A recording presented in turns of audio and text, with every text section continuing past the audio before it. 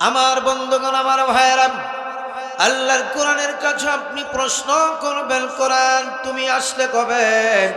ও কোরআন, আজকে মাহফিল থেকে আমাদের জানায় দিতে হবে। আল্লাহর কোরআন সঙ্গে সঙ্গে জবাব দিয়ে দেয়, ও দুনিয়ার মুসলমান ইমানদার, তোমরা শুনে নাও, আমি কোরআন আসলাম কোন মাসে, আমি কোরআন আসলাম কোন দিনে।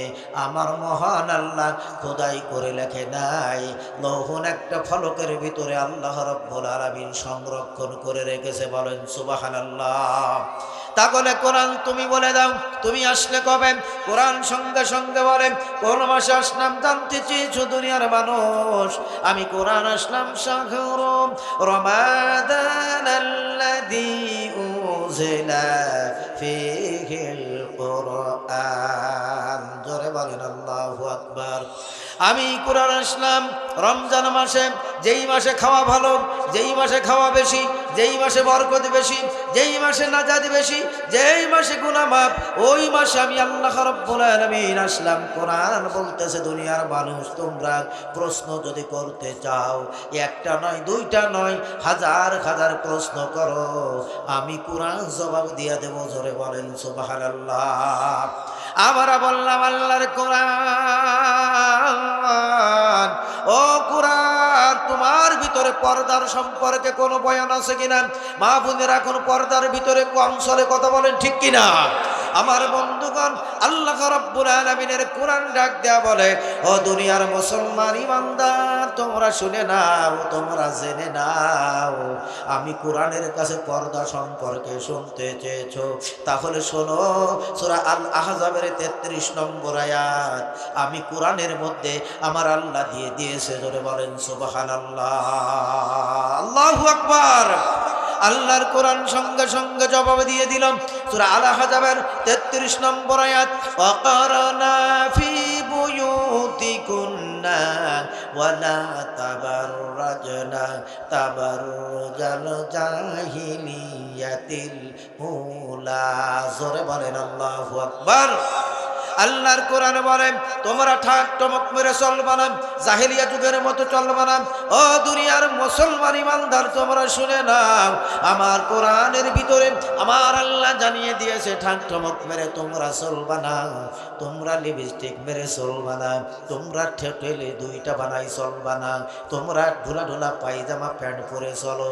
আমি আল্লাহ রাব্বুল আলামিন তোমাদের বলে দিলাম, তোমরা হাত মোজা পরে চলো, তোমরা মুখে নেকাব লাগিয়ে চলো, তোমরা পাই মোজা দিয়ে চলো, তোমাদের টাকনো গুড়ালির পায়ের তলা পর্যন্ত কেউ যেন দেখতে না পারে।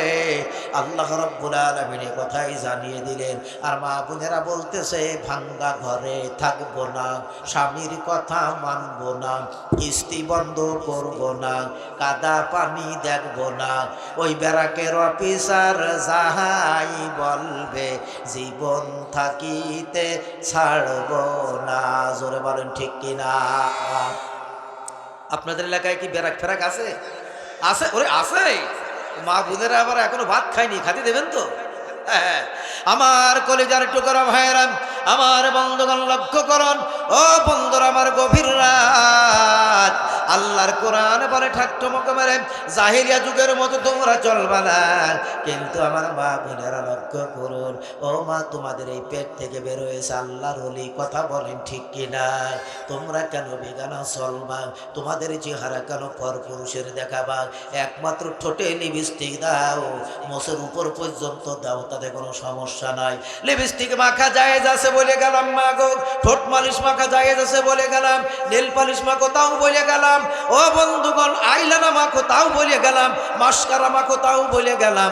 বলতে পারেন, হুজুর গো, আইলানা কেমন করেছে নেন, মাস্কারা কেমন করেছে নেন? আমাদের বাড়িওয়ালি আমার চাচার বৌমাদেরকেও মাঝে মাঝে কিনে দিতে হয়, ঠিক কিনা? আমার বন্ধুগণ, দেখাবেন কাকে? ওই ভ্যানালারে দেখাবেন?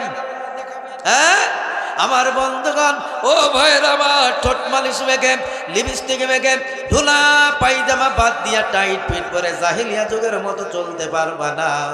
ঘরের মধ্যে যাও। স্বামী মাঠে চলে গেছে। আমার বন্ধুগণ রাগ করবেন না, মূল আলোচনায় যাব, অসুবিধা হবে না তো? আমার বন্ধুগণ, আমার মায়েরা, আমার আম্মা জানেরা, লক্ষ্য করুন, এই জীবন নাই, কোন দিন মালাকুল মউত এসে যাবে, এক কত ভাগে পিছিয়ে বাড়াবার ক্ষমতা থাকবে না। জোরে বলেন ঠিক কিনা?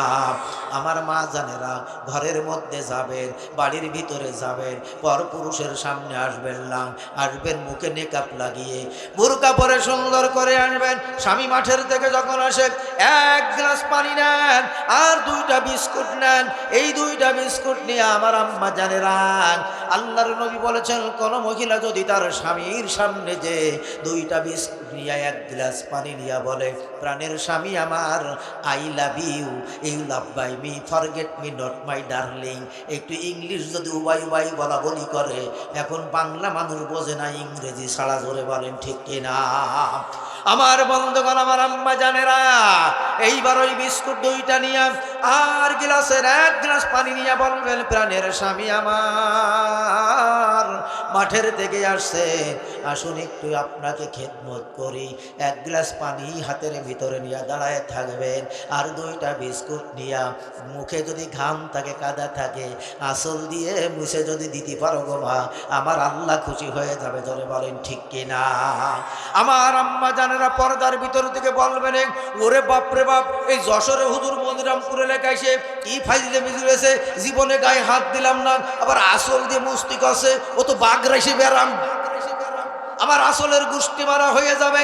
আল্লাহর নবী বলেছেন, 1 গ্লাস পানি আর একটু খাদ্য যদি দিতে পারো, স্বামী যদি বিস্কুট 2টা বসে বসে সুন্দর করে চাবাই, আর স্ত্রীর চেহারার দিকে তাকায়া বলে, ওগো সকিনা, তোমাকে আজকে এত সুন্দর লাগতেছে শাড়ি পরে, আমার কলিজা ঠান্ডা। জোরে বলেন মারহাবা।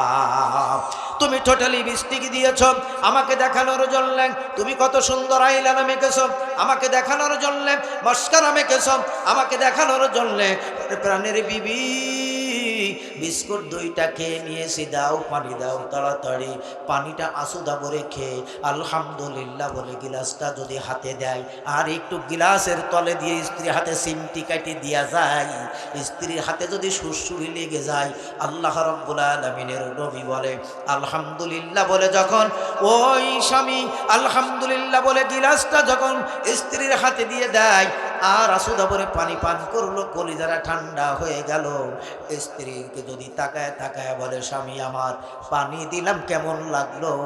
স্বামী বলবে, আলহামদুলিল্লাহ ভালো লেগেছে। আল্লাহর নবী বলেন, দুনিয়ার মানুষের পানি পান করালেন যে সওয়াব হতো, ওই মার আমল নামাই ওই স্বামীকে পানি পান করানোর জন্যে আল্লাহ খুশি হয়েছে, ওর আমল নামাই সওয়াব লিখা হয়ে যাবে। বলেন সুবহানাল্লাহ। হয়তো বলতে পারেন, হুজুর তাহলে একটা কাজ করব, স্বামী মাঠের থেকে আসবে, ঘাটের থেকে আসবে, বদনাই নেব না পানি, গিলাসে নেব না পানি, জগ নিয়ে বলবো, এই বিস্কুট 2টা খাও, হুজুর যশোর থেকে এসে বলে গিয়েছিল মনিরামপুর এলাকায়, আর হা করো, জগ ধরে ঢালবো তোমার গালে। ও বন্ধুরা আমার, কিন্তু তাহলে মারির কোনো উপায় থাকবে না। আমার আল্লাহর নবী বলেছে, লক্ষ্য করুন, আল্লাহর নবী ইসলামের দাওয়াত দিয়া, আল্লাহর নবী কোরআনের দাওয়াত দিয়া ঘরের মধ্যে যখন ঢুকতেন, দিয়েছে আয়েশা, সঙ্গে সঙ্গে দরজা খুলে গেছে। জোরে বলেন সুবহানাল্লাহ। রাসূল ডাক দিয়েছেন, আয়েশা, ঘরের দরজা খুলে গিয়েছে, খোলার সঙ্গে সঙ্গে দরজা বন্ধ করে দিয়েছে, বুকের সাথে জড়িয়ে ধরে কোলাকুলি করেছেন। সুবহানাল্লাহ বলে। 2 গালে 2টা চুমা দিয়ে দিয়েছেন, কপালে একটা চুমা দিয়ে দিয়েছেন, আল্লাহর নবীও চুমা দিয়েছেন, আল্লাহর নবীর স্ত্রীরাও চুমা দিয়েছেন। আজকে বাড়ি যাবেন, এটা সুন্নাতে রাসূল। সুবহানাল্লাহ বলেন। এখানে আলেম ওলামা আছে, এই সুন্নাতে রাসূল আজকে বাড়ি যে পালন করবেন, মুরব্বী হোক, বুড়ি হোক, আর যুবক হোক, আর যুবতী হোক, যে একটু বলবেন, আসো যশোর থেকে হুজুর এসে বলে গিয়েছিল, আই লাভ ইউ, আমি তোমারে ভালোবাসি। বাংলায় যদি বলেন আমি তোমারে ভালোবাসি, ভালো লাগবে না। ইংলিশে যদি বলতে পারেন, ও বলবে, মাশাআল্লাহ, আমার স্বামী একটা বৈষম্য বিরোধী ছাত্রদের মতো স্বামী। জোরে বলেন ঠিক কিনা? আমার আমার বন্ধুগণ, আল্লাহর নবী ইসলামের দাওয়াত দিয়ে বাড়িতে আসতেন, দরজা খুলেন, সঙ্গে সঙ্গে কোলাকুলি করেছেন। আজকে বাড়ি চলে যাবেন, স্ত্রী ঘরের দরজা খুলতে বলবেন, ও পিঙ্কের মা দরজা খোলো। এমন জোরে নাক ডাকবে মনে হচ্ছে সর্বনাশ। এই গ্রামতে যদি নাক ডাকে ওই মহল্লায় শোনা যায়, এমন মানুষ আছে না নাই? দরজা খুলতে বলা হয় কিন্তু খোলে না। দরজা ভাঙার উপক্রম করার পরে তারপরে হাউ হাউ হাউ হাউ করে ওঠে, আছে না নাই? ও নাক ডাকে এত জোরে। আমার বন্ধুগণ, আল্লাহর নবী বলেছেন, তোমরা স্বামীকে মহব্বত করো, স্ত্রীকে মহব্বত করো, স্ত্রীর ভালোবাসা দাও। শুধু স্বামীকে ভালোবাসবে, স্ত্রীকে ভালোবাসবা না। স্ত্রী সুন্দর সুন্দর পোশাক কিনে দাও, তুমিও পোশাক কেনো। স্ত্রী যদি তোমার পোশাকের দিকে তাকায় বলে, আলহামদুলিল্লাহ কত সুন্দর দেখা যায়, আমার আল্লাহ খুশি হয়ে যায়, ওই স্ত্রী স্বামীর উপরে রহমত নাজিল করে দেয়। জোরে বলেন সুবহানাল্লাহ। আজকে বাড়ি যাবেন, বাড়িতে বলবেন দরজা খোল, খোলার সঙ্গে সঙ্গে কুলাকুলি করবেন। বলবেন ব্যাপার কি রে, পাগল হয়ে গেল নাকি? আরে হুজুর এসে বলে গেছে আইসো কোলাকুলি করি, সুন্নাতে রাসূল। আপনি যদি স্বামী স্ত্রীর সাথে মহব্বত পয়দা করতে চান, আল্লাহ রাব্বুল আলামিন বলে, আল্লাহর রহমত প্রাপ্ত নারী আর স্বামী, জোরে বলেন সুবহানাল্লাহ। তবে আপনি ঠোঁটে লিপস্টিক দেবেন, আইলানা মাখবেন, মাস্কারা দেন, আর যা দেন, ঘরের ভিতরে ঢোকেন, আপনার স্বামী ছাড়া অন্য মানুষকে দেখানো যাবে না। জোরে বলেন ঠিক কিনা? আর আমরা দেখাই কারে জানেন? আপনাদের মনিরামপুর এলাকা ভালো, আমাদের ওই এলাকার কথা বলছে। আমাদের এলাকায় দেখায় সব নুন দাইছেন। আর মাশাআল্লাহ, যদি চলে যেতে পারে স্বামী বিদেশে একবার, তাহলে দেবরের দেখাই পাগল হয়ে যায়। তা নিজের দেওর না, পাড়ার দেওর, ধর্ম দেওর। হ্যাঁ, বিদেশের কেউ আসেন এখানে? আল্লাহ রে, মরিসি আজকে। আমার বন্ধুগণ, আমার ভাইয়েরা, আমার মাদের কথা বলছিলাম। ও আমার আম্মা জানেরা, আল্লাহ রাব্বুল আলামিন কি সুন্দর ব্যবস্থা করেছেন। ইল্লাল্লাহু আশতারা মিনাল মুমিনিনা আনফুসাহুম ওয়া আমওয়ালাহুম বিআন্না লাহুমুল জান্নাহ। জোরে বলেন আল্লাহু আকবার। আল্লাহ রাব্বুল আলামিন বলেন, শোনো দুনিয়ার মুসলমান ইমানদার, পুরুষ আমার মহিলা গাও, আমার দরবারে তোমরা শোনো, নিশ্চয় আমি মুমিনের বান্দা যারা হবে, ইমানদার বান্দা যারা হবে, তাদের জান এবং মাল সবটাকে আমি আল্লাহ রাব্বুল আলামিন খরিদ করে নিলাম। বিনিময় তোদের জন্য মূল্যবান জান্নাত আমি আল্লাহ দান করে দিলাম। জোরে বলেন সুবহানাল্লাহ। আমার বন্ধুগণ, নামাজ পড়তে হবে কয় ওয়াক্ত? জোরে বলেন কয় ওয়াক্ত? মহিলারা পড়বে কয় ওয়াক্ত? আমার বন্ধুগণ, মহিলাদের মাপ আছে, কিন্তু পুরুষের কোনো মাপ নাই। জোরে বলেন ঠিক কিনা? আমার বন্ধুগণ, 5 ওয়াক্ত নামাজ পড়তে হবে। মাদেরকেও বলি নামাজ পড়বেন, তাহাজ্জুদের নামাজও পড়ার দরকার আছে না নাই? আমরা বাংলাদেশের দিকে যদি তাকাই, লক্ষ্য করে দেখতে পেলাম, আমাদের বাংলাদেশের স্বৈর শাসক শুধু বলতো তাহাজ্জুদের নামাজ পড়ো, আমার মতো পট্টি মাথায় দাও, আমার মতো তসবিহ টেপো, আমার মতো খেজাব মারো, এমন করে করে বলেছেন। গভীর রাত্রে নাকি তাহাজ্জুদের নামাজ আদায় করেছে। আমার ঝিনাইদহ এলাকায় কৌতুক করে মুজিবারের নাম আপনারা শুনেছেন কিনা? শুনেছেন? এই মুজিবার আমাকে বলতেছে, ভাই আমি একটা কৌতুক করেছিলাম। আমি গতদিনও মাহফিলে এই কথাই বলেছি। আমি কৌতুক করেছিলাম 2024 সালে। এই স্বৈর শাসক আমার ওইটা বন্ধ করে দিয়েছে, নইলে এতদিন আমার জেলের ভাত খেতে হতো।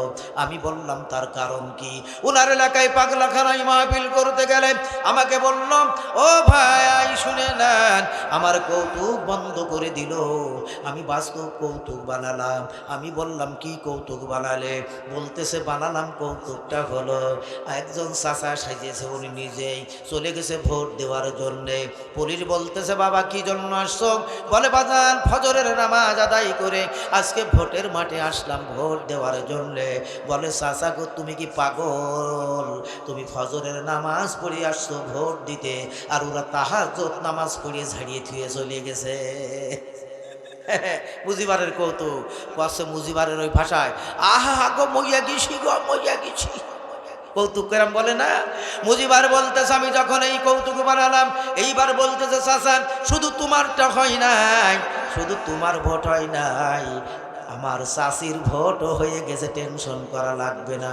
এইবার চাচা হাউ মাউ করে কাঁদতেছে আর বলতেছে ও বাজান কি বললি, তোর চাষি আজ 40 বছর আগে মরে গেছে, আসলো ভোট দিদি কেন একটু ধরে রাখলি নে, মনের কথাগুলো তোর চাষির সাথে বলিয়ে যেতাম।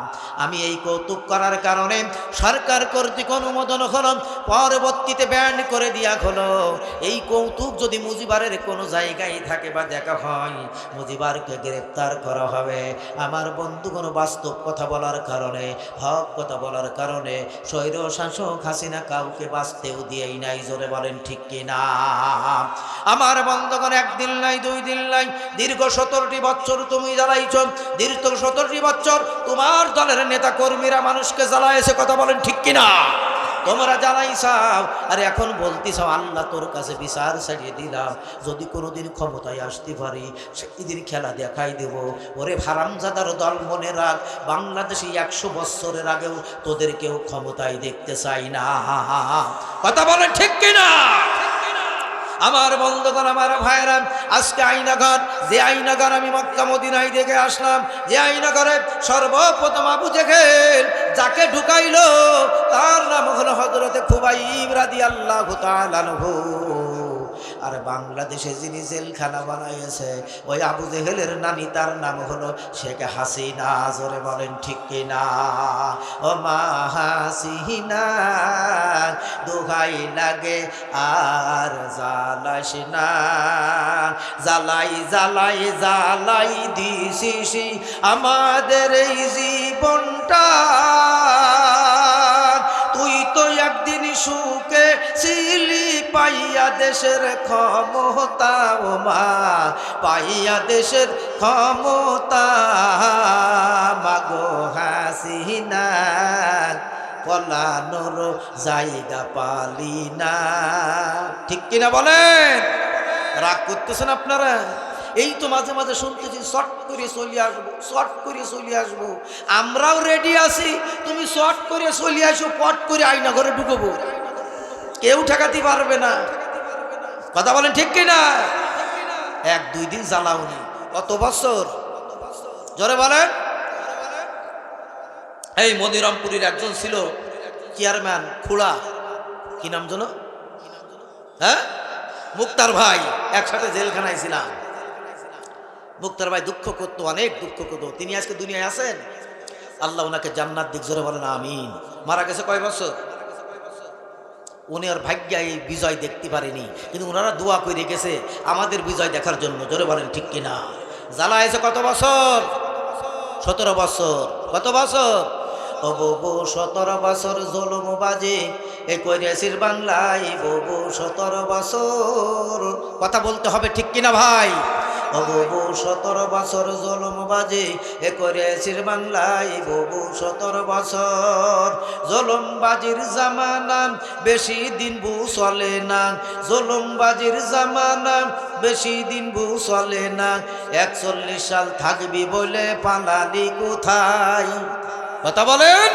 41 সাল থাকবি বলে পালালি কোথায়? বউ 17 বছর। জোরে বলেন ঠিক কিনা? ভাইরা আমার, দুঃখ লাগে, দুঃখ লাগে। আজকেও দেখলাম খানপুর থেকে মাহফিল করে আসার সময় রাত্রে দেখলাম বিগত দিনের সে ইতিহাস তুলে ধরেছে।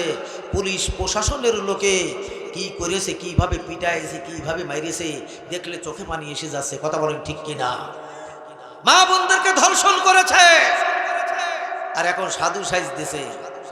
আমরা দেখতে পেলাম 5 তারিখে, যাবো আলোচনায়, রাগ করবেন না তো? 5 তারিখে আমরা দেখতে পেলাম বাংলাদেশের বৈষম্য বিরোধী ছাত্র আন্দোলনের যুবকেরা, দামাল ছেলেরা আমাদের সহযোগিতার কারণে আমার বন্ধুগণ তারা কি করলো, কেউ চুরি করে নিয়ে যায় হাঁস, কেউ চুরি করে নিয়ে, চুরি তো করে না, নিয়ে যায় বাঁশ, কেউ চুরি করে নিয়ে যায় মাছ, কেউ বগল দাবাই করে নিয়ে যায় তরকারি। আর একজন যুবকের দেখতেছি ঠুসি নিয়ে আঙুলির আগায় ঘুরাচ্ছে। ঠুসি বোঝেন তো? বুঝে নেন ঠুসি। ওই যুবক ঠুসি যখন ঘুরাই, আমার বন্ধুগণ বৈষম্য বিরোধী ছাত্র আন্দোলনের আজকে বাংলার জমিনটাকে বিজয় করে দিয়েছে। জামাত ইসলামী পারল না, মার খেলো। বিএনপি পারল না, মার খেলো। আমার বন্ধুগণ হেফাজত পারল না, মার খেলো। চরমনার পীর সাহেবের মুখটা ফাটিয়ে দিল। আল্লাহ সইতে পারে নাই। আমাদের বাংলাদেশে একবার নয়, দুইবার নয়, তিনবারের সফল প্রধানমন্ত্রী, তার নাম কি ছিল? বেগম খালেদা জিয়া। কি নাম? বেগম খালেদা জিয়া। একবার না, দুইবার না, তিনবারের প্রধানমন্ত্রী। ওই মহিলাকে ধরা হলো, ওই খালেদা জিয়াকে ধরা হলো। আমি সেদিন ঢাকায় ছিলাম আমার বন্ধুগণ, গতকালকেও বলেছি বন্ধুগণ, আমার বন্ধুগণ কালীগঞ্জে এই বৈষম্য বিরোধী ছাত্র আন্দোলন তুলে ধরেছিল। খালেদা জিয়ার বালির ট্রাক দিয়েছিল, ঝাল স্প্রে করেছিল। বলল খালেদা জিয়াকে তুমি দেশ ছেড়ে কোন সময় আসো, চলে যাও। স্প্রে যখন মেরেছিল, বলতেছি তোমার বাড়ি কোথায়? বলতেছে আমার বাড়ি গোপালী। মনে আছে আপনাদের? গোপালগঞ্জ। গোপালগঞ্জ রাখা হবে না, গোপালের গোষ্ঠী মাইরে দিয়া হবে। জোরে বলেন ঠিক কিনা? আমার বন্ধুগণ, উনি খালেদা জিয়া বলেছিল বাংলাদেশের সবাই আমার সন্তান, কাউকে ছেড়ে আমি যাব না, মৃত্যু হবে বাংলাদেশে হবে। আমরা দেখলাম সত্যি তাই। তিনি এমন একটা মহিলা, এমন একটা মহিলা, এমন একটা প্রধানমন্ত্রী, তিনবারের সফল প্রধানমন্ত্রী। সবাই চলে যেতে চাইল, খালেদা জিয়া বাংলার জমিন ছেড়ে, আমাদের ছেড়ে চলে যায় নাই। জোরে বলেন ঠিক কিনা? আর আমাদের বাংলাদেশ স্বৈর শাসক যা করেছে, আল্লাহ বরদাস্ত করে নাই। আমাকার আল্লাহ, আল্লাহু খায়রুল মাকিরিন। আমি আল্লাহ, তোমরা সিটারি করবা, তোমরা বাটপাড়ি করবা, আমি আল্লাহর পরিকল্পনা হবে এমন। আমার ধরা হলো বড় ধরা, আমি যাকে ধরি তাকে ছাড়ি না। জোরে বলেন ঠিক কিনা? ভাইরা আমার, কত মানুষ মারা গেল। আপনাদের এলাকার কত মানুষ জেলখানায় একসাথে ছিলাম। কেন? কি অপরাধ? এই ধরনের দাড়ি পাকা মানুষ, টুপিওয়ালাদের কি অপরাধ ছিল? কোনো অপরাধ না। মুক্তার ভাইয়ের কি অপরাধ ছিল? আমাকে বলতেছে ভাই, আমাকে আবার নতুন করে মামলা দেবে। সেই মামলাটা হলো আমি নাকি বোমা বানানোর কারিগর। জীবনে বোমা দেখিনি, আখারে এমন করে মামলা দিয়েছে। আমার বন্ধুগণ, আল্লাহ রাব্বুল আলামিন বলেন, ও দুনিয়ার মানুষ, হামলা করো, মামলা করো, আমি আল্লাহর পরিকল্পনা এমন। আমি আল্লাহ ধৈর্যশীলকে পছন্দ করি। 5 তারিখে আমি খেলা দেখাইয়া দিয়েছি। জোরে বলেন ঠিক কিনা? আল্লাহ আছে না নাই? আমার বন্ধুগণ, আমি মূল আলোচনায় চলে যাব। আপনাদের একটু টেস্ট করে দেখলাম। আল্লাহ রাব্বুল আলামিন বলে, বান্দা সৃষ্টি করেছে আমি, গোলামি করবি আমার, দাসত্ব করবি আমার। আপনারাই বলেন তাহলে আইনটা চলবে কার? আসুন এবার সরাসরি মূল আলোচনায়। আল্লাহ রাব্বুল আলামিন বান্দাকে কি সুন্দরভাবে ডেকে বলতেছেন, ওয়াল আসরি ইন্নাল ইনসানা লাফি খুসর ইল্লাল্লাযীনা আমানু ওয়া আমিলুস সালিহাতি ওয়া তাওয়াসাউ বিল হাক্কি ওয়া তাওয়াসাউ বিস সাবর। জোরে বলেন আল্লাহু আকবার। আল্লাহ রাব্বুল আলামিন এবার কি বলতেছেন? ওয়াল আসর, আসরের কসম। কে বলতেছেন? আল্লাহ বলে মহাকালের শপথ, মহাকালের সবার সময়ের কসম করে আমি আল্লাহ বলি। আল্লাহ রাব্বুল আলামিন বলেন, ওয়ালাস, আসরের কসম করে বলি, কালের শপথ করে বলি, আমি আল্লাহ মাহফিলের শপথ করে বলি, আমি আল্লাহ চন্দ্রের শপথ করে বলি, আমি আল্লাহ চন্দ্রের শপথ করে বলি, আমি আল্লাহ রাব্বুল আলামিন বান্দা তোমাদের শপথ করে বললাম। ওয়ালাস, সমস্ত মানুষ কিসের ভিতরে? আসরের ভিতরে। আল্লাহ রাব্বুল আলামিন বলেন, এই জন্য আমি শপথ গ্রহণ করে নিলাম। ওয়াল্লাহ, আসরের কসম। আল্লাহ রাব্বুল আলামিন বলেন, ইন্নাল ইনসানা লাফি খুসর, মানুষ ক্ষতিগ্রস্তর ভিতরে। কে বলতেছেন? মানুষ ক্ষতির ভিতরে। কে বলতেছেন? আল্লাহ বলে সব মানুষগুলো ক্ষতির ভিতরে, মানুষগুলো মুসিবতের ভিতরে। আমরা বললাম আল্লাহ কেমন করে মানুষগুলো মুসিবতের ভিতরে? আল্লাহ বলে কেউ তাস খেলে জীবনটা পার করে দেয়, কেউ মানুষের বাস চুরি করে জীবনটা পার করে দেয়, জোরে বলেন ঠিক কিনা?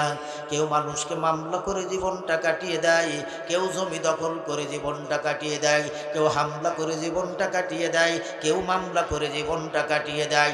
আল্লাহ বলেন ইন্নাল ইনসানা লাফি খুস, মানুষ ক্ষতির ভিতরে। লক্ষ্য করুন আমার ভাইয়েরা, আগামী পরশুদিন রোজা শুরু হয়ে যাবে। আপনাদের খেদমতে আরজ করব, আমরা মুনাজাত করে যাব। কে কে দুই হাত তুলে আল্লাহকে দেখাইয়া দে লিল্লাহে তাকবীর।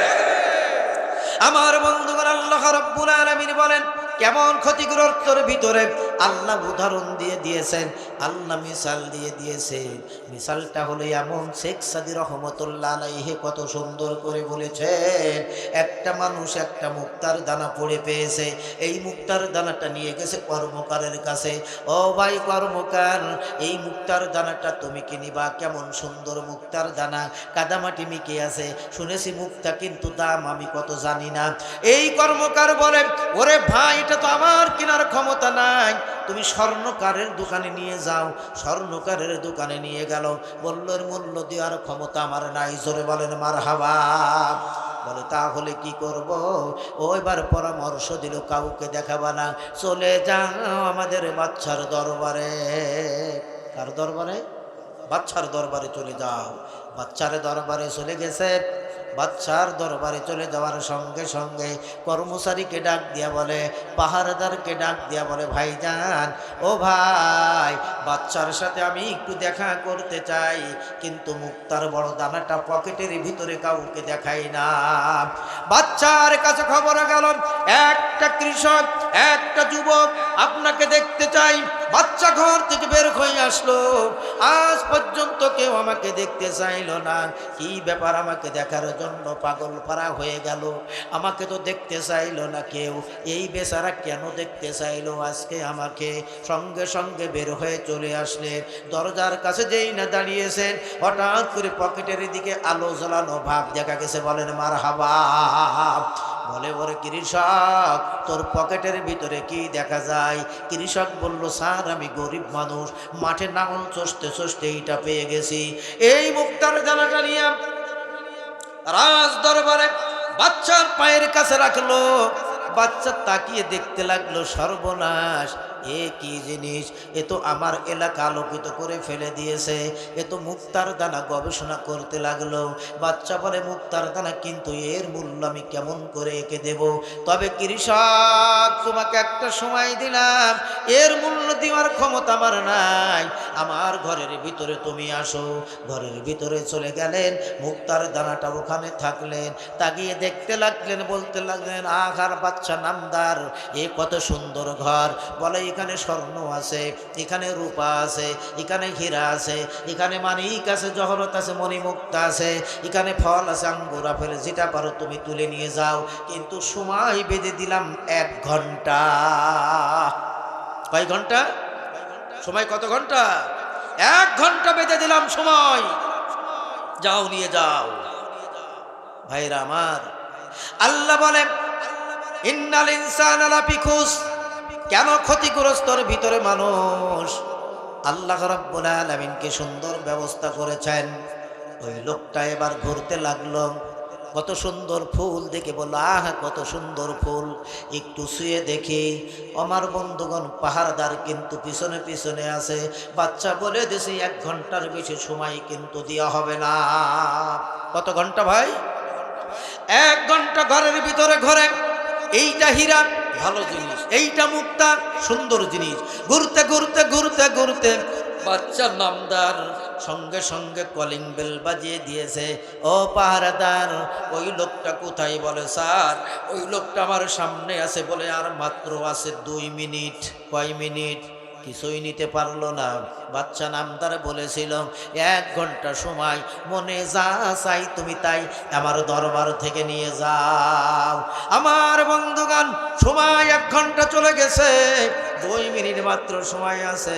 বাচ্চা নামদার ঘন্টা বাড়িয়ে দিয়েছে লোক দিয়া, আর মাত্র 1 মিনিট সময় আছে।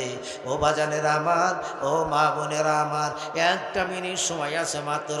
এইবার বাচ্চা নামদার বলে প্রায় সময় শেষ, আর মাত্র 3 সেকেন্ড আছে।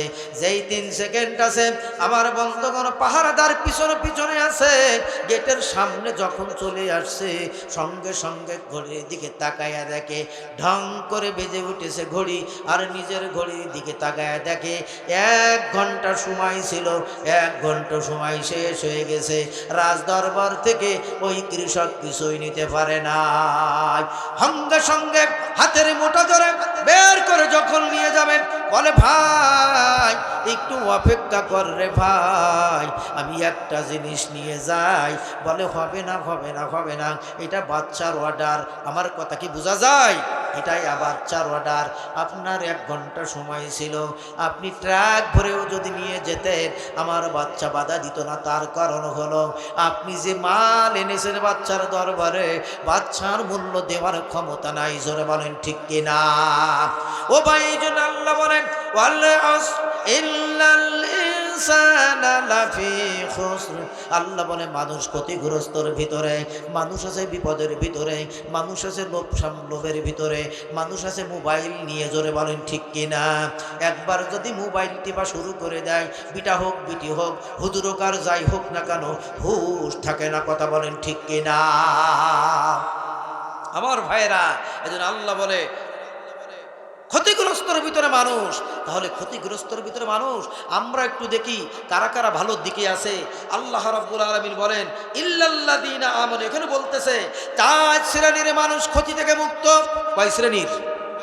আল্লাহ বলে 4 শ্রেণীর মানুষ ক্ষতি থেকে মুক্ত রে বান্দা। তোমরা শুনে নাও, 4 শ্রেণীর মানুষে বান্দা শোনো ক্ষতি থেকে বাঁচতে পারবে।